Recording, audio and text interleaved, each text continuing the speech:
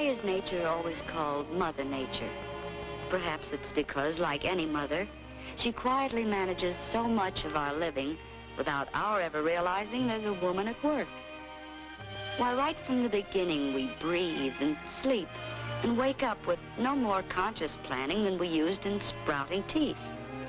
Mother Nature controls many of our routine bodily processes through automatic control centers called glands.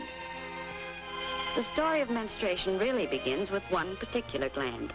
It's located here at the base of the brain, and it's called the pituitary gland. In our childhood years, this pituitary gland concentrates on producing growth hormones, busy little messengers which circulate through the bloodstream. They order the various bones and tissues to get growing. And as a girl grows up from blocks to dolls to books, that means her body is obeying the orders issued by the pituitary gland. Of course, these orders vary among different girls. Some girls grow short, some tall, some heavy, and some slight. But there comes a time somewhere between the ages of 11 and 17, though about 13 is average, when the pituitary must turn part of its attention to maturing the body which it has grown. So it starts sending out a new type of hormone, a maturing hormone. And that is when menstruation begins, when these maturing hormones start coming down through the bloodstream to the ovaries. The ovaries themselves are glands about the size of almonds, and locked within each ovary are thousands of eggs. Although these eggs are too small to be seen by the human eye, any one of them has the possibility of someday becoming a human being. Near the ovaries are the fallopian tubes, short canals which lead to the uterus or womb. This hollow pear-shaped organ opens into the vagina, which is part of the birth canal, and is the external opening for this whole group of organs. So, as you see, there is a continuous passage from each ovary through the fallopian tubes, uterus, and vagina to the outside of the body. These organs function in a continuous cycle. The pituitary gland starts the process when it sends its maturing hormones down through the bloodstream to the ovaries. Now one of the ovaries passes on an order of its own to the uterus. It tells the cells which make up the lining of the uterus to multiply and fill themselves with watery fluids and blood. This begins to build up a thickened lining of somewhat velvety material. At the same time, an ovary has been maturing an ovum or egg, which is magnified here so that we can see it. About once a month, one of these tiny eggs passes out of the ovary and finds its way into a fallopian tube, where it moves along toward the uterus. If the egg is impregnated, which happens when a woman is going to have a child, the egg will stay within the uterus. Then the thickened lining will provide nourishment for the budding human being through the early days of its development.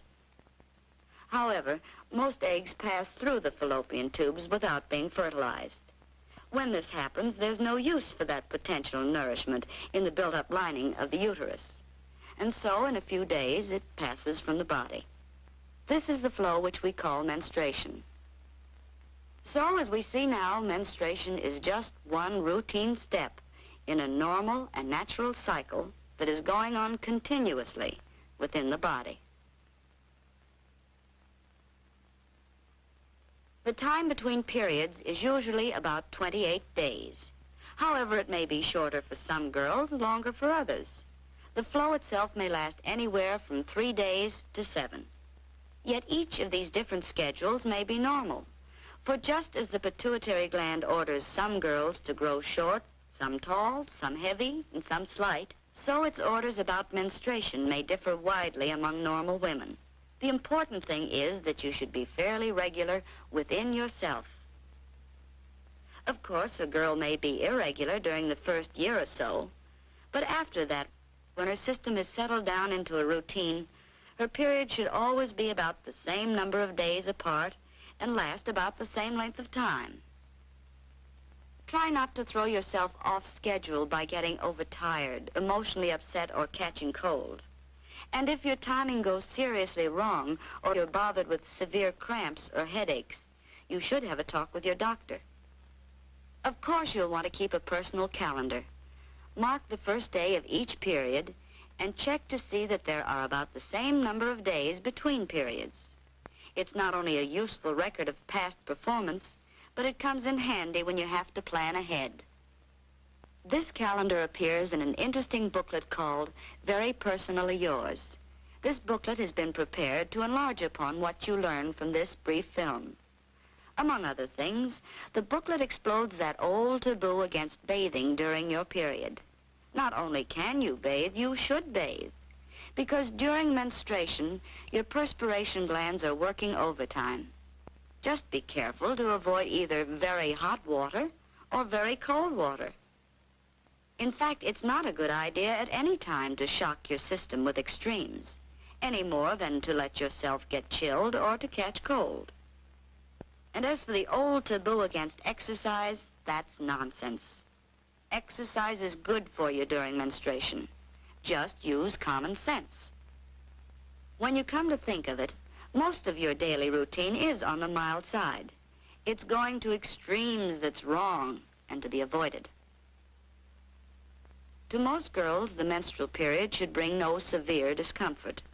Some girls have a little less pep, a feeling of pressure in the lower part of the body, perhaps an occasional twinge or a touch of nerves.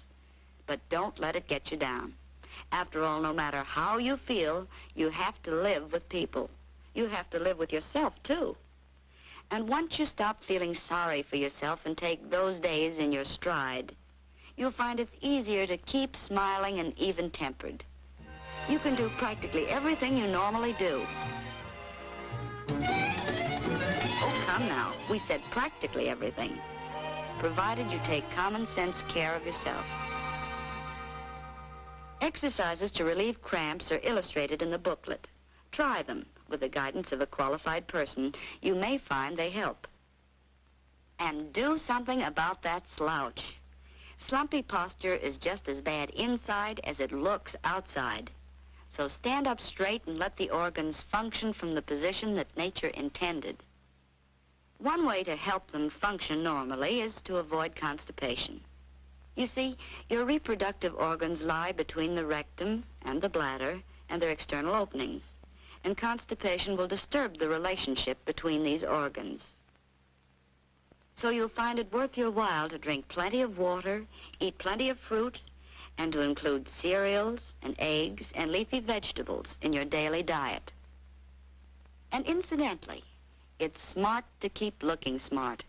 That well-groomed feeling will give you new poise and lift your morale, especially when it's backed up with year-round fresh air and sunshine and plenty of rest and sleep. Because the best possible insurance against trouble on those days is healthy living every day. And that's the story. There's nothing strange nor mysterious about menstruation. All life is built on cycles, and the menstrual cycle is one normal and natural part of nature's eternal plan for passing on the gift of life.